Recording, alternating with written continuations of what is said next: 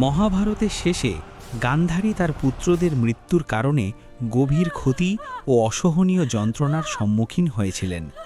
তার বিশ্বাস ছিল ভগবান শ্রীকৃষ্ণ চাইলে তার ঐশ্বরিক শক্তি দিয়ে এই মহাযুদ্ধ থামাতে পারতেন, কিন্তু তিনি তা করেননি।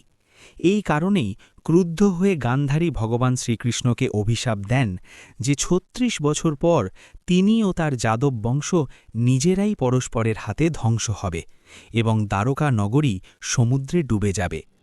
সময় অতিবাহিত হতে থাকে এবং ৩৬ বছর পূর্ণ হতেই গান্ধারীর অভিশাপ কার্যকর হতে শুরু করে। যাদবদের মধ্যে ভয়ঙ্কর বিবাদ সৃষ্টি হয়, তারা একে অপরকে হত্যা করতে শুরু করে, যার ফলে সমগ্র যাদব বংশ ধ্বংস হয়ে যায় এবং শেষ পর্যন্ত দ্বারকা নগরী সমুদ্র গর্ভে বিলীন হয়ে যায়। একদিন ভগবান শ্রীকৃষ্ণ নদীর তীরে একটি গাছের নিচে বিশ্রাম নিচ্ছিলেন। ঠিক সেই সময় জরা নামের এক শিকারী সেখানে আসে। শ্রীকৃষ্ণের লালচে ও উজ্জ্বল পায়ের পাতা দূর থেকে দেখে সে একে হরিণ ভেবে ভুল করে এবং একটি বিষাক্ত বাণ নিক্ষেপ করে। কাছে এসে সে দেখে যে তার ছোড়া বাণ কোনো হরিণে নয়, স্বয়ং ভগবান শ্রীকৃষ্ণের পায়ে বিদ্ধ হয়েছে। এই দৃশ্য দেখে জরা গভীর শোকে ও অনুশোচনায় ভেঙে পড়ে। কাঁদতে কাঁদতে সে বলে, হে প্রভু, আমাকে ক্ষমা করুন, অজান্তেই আমি মহাপাপ করে ফেলেছি। এই পাপের জন্য মৃত্যুদণ্ড যথেষ্ট নয়। তখন ভগবান শ্রীকৃষ্ণ তাকে সান্ত্বনা দিয়ে বলেন, জরা, তুমি কোনো অপরাধ করনি। ত্রেতাযুগে তুমি ছিলে বানররাজ বালি, যাকে আমি যুদ্ধনীতির বিরুদ্ধাচরণ করে গাছের আড়াল থেকে বধ করেছিলাম। সেই কর্মফলের কারণেই আমার মৃত্যু তোমার হাতেই পূর্ব নির্ধারিত ছিল। তুমি এই অপরাধ বোধ থেকে মুক্ত হও। এই কথা বলেই ভগবান শ্রীকৃষ্ণ পার্থিব জগৎ ত্যাগ করেন। দুঃখে ভারাক্রান্ত হয়ে জরা অর্জুনের কাছে যায় এবং সমস্ত ঘটনা তাকে জানায়। সব শুনে অর্জুন গভীর শোকে ডুবে যান এবং যথাযথ বিধি অনুযায়ী ভগবান শ্রীকৃষ্ণের শেষকৃত্য সম্পন্ন করেন। শ্রীকৃষ্ণের সমগ্র দেহ অগ্নিতে ভস্মীভূত হয়ে যায়, কেবলমাত্র তার হৃদয়ে অক্ষত, জীবন্ত ও দিব্য রয়ে যায়। অর্জুন সেই দিব্য হৃদয়টি একটি কাঠের তক্তার উপর রেখে নদীতে ভাসিয়ে দেন। সেই হৃদয় দীর্ঘদিন ধরে নদীতে ভেসে ভেসে অবশেষে ওড়িশার মহানদীর তীরে এসে পৌঁছায়, যেখানে শবর নামে এক আদিবাসী সম্প্রদায় বসবাস করত। সেই সম্প্রদায়ের প্রধান ছিলেন বিশ্বাভাসু।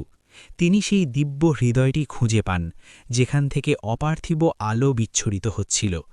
এর দিব্যতা উপলব্ধি করে বিশ্বাভাসু সেটিকে একটি গোপন গুহায় স্থাপন করেন এবং নীল মাধব রূপে তার পূজা শুরু করেন। এই রহস্য শুধু আদিবাসী সমাজের মধ্যেই সীমাবদ্ধ ছিল। সেই সময় অবন্তী দেশে রাজত্ব করতেন রাজা ইন্দ্রদ্যুম্ন। তিনি ছিলেন ভগবান বিষ্ণুর পরম ভক্ত এবং সর্বদা তার দর্শনের জন্য আকুল থাকতেন। একদিন এক পরিব্রাজক ঋষি তার রাজসভায় এসে বলেন, রাজন, ওড়িশায় ভগবান বিষ্ণু নীল মাধব রূপে পূজিত হন। আপনাকে অবশ্যই সেই পবিত্র স্থানের সন্ধান করতে হবে। এই কথা শুনে রাজা ইন্দ্রদ্যুম্ন অত্যন্ত আনন্দিত হন এবং তৎক্ষণাৎ তার ব্রাহ্মণ পুরোহিত বিদ্যাপতিকে ওড়িশায় পাঠান নীল মাধবের অনুসন্ধানে। রাজার আদেশ পালন করে বিদ্যাপতি বহু কষ্টকর ও দীর্ঘ যাত্রার পর ওড়িশায় পৌঁছান। গোপন সূত্রে তিনি জানতে পারেন যে শবরদের নেতা বিশ্বাভাসু একটি গোপন গুহার মধ্যে নীল মাধবের পূজা করেন। বিদ্যাপতি মহানদীর তীরে অবস্থিত শবর অঞ্চলে পৌঁছান। বিশ্বাভাসু তার আতিথ্য করেন। বিদ্যাপতি বিনীতভাবে বলেন, মহাশয়, দয়া করে আমাকে সেই দিব্য পূজাস্থানের দর্শন করান। আমি গভীর বিশ্বাস ও ভক্তি নিয়ে এসেছি। বিশ্বাভাসু উত্তর দেন, ক্ষমা করবেন, আমি আপনাকে সেই স্থানে নিয়ে যেতে পারব না। বিদ্যাপতি চিন্তায় পড়ে যান এবং মনে মনে ভাবেন, এইভাবে ফিরে গেলে রাজাকে কি উত্তর দেব? আমাকে অন্য কোনো উপায় খুঁজতে হবে। তিনি সেই গ্রামেই থাকতে শুরু করেন।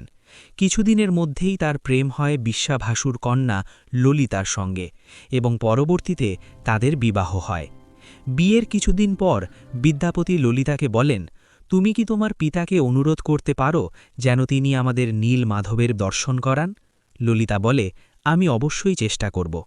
ললিতা তার পিতার সঙ্গে কথা বলে।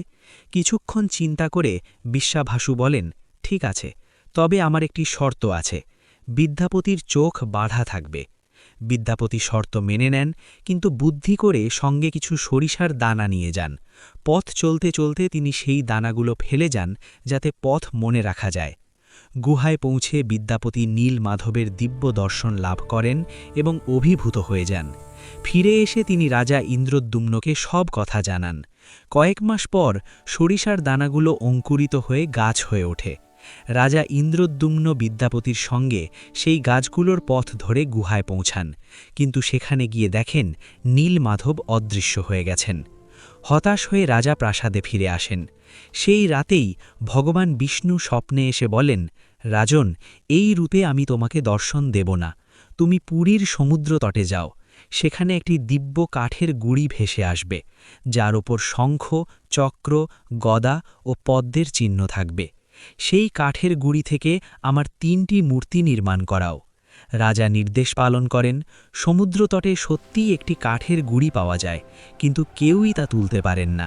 শেষে বিশ্বাভাসুর সাহায্যে সেটি প্রাসাদে আনা হয়, কিন্তু কোনো শিল্পী তাই কাঠে কাজ করতে পারেন না। আবার ভগবান বিষ্ণু স্বপ্নে বলেন, দেবশিল্পী বিশ্বকর্মার আরাধনা করো, সে অবশ্যই এই কার্য সম্পন্ন করবে। তখন রাজা বিশ্বকর্মার কাছে প্রার্থনা জানায়। তখন একটি বৃদ্ধ কাঠমিস্ত্রির রূপে বিশ্বকর্মা আবির্ভূত হন। রাজাকে বলল, হে রাজন, আমি শুনেছি যে আপনি একটি মূর্তি তৈরি করার চেষ্টা করছেন। রাজা বলল, আপনি সঠিক শুনেছেন। আপনি কি এটি তৈরি করতে পারবেন?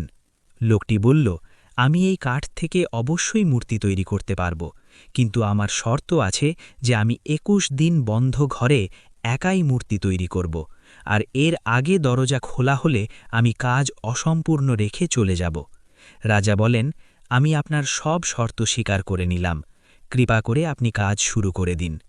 বিশ্বকর্মা দরজা বন্ধ করে দিল এবং নিজের কাজ শুরু করল। 15 দিন পর কোনো শব্দ না পাওয়ায় রানী গুন্ডিচা চিন্তিত হয়ে পড়ে এবং রাজা ইন্দ্রদ্যুম্নকে বলল, মহারাজ, আমি দরজার ভিতর থেকে কোনো শব্দ পাচ্ছি না। মনে হয় বৃদ্ধ লোকটি খাবার না পায় মারা গেছেন। কোনো দুর্ঘটনা হওয়ার আগে আমাদের দরজা খোলা উচিত।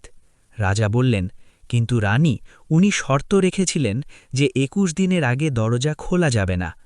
কিন্তু মহারাজ, ওই বৃদ্ধ লোকটির যদি কিছু হয়ে যায় তাহলে আমাদের মহাপাপ লেগে যাবে।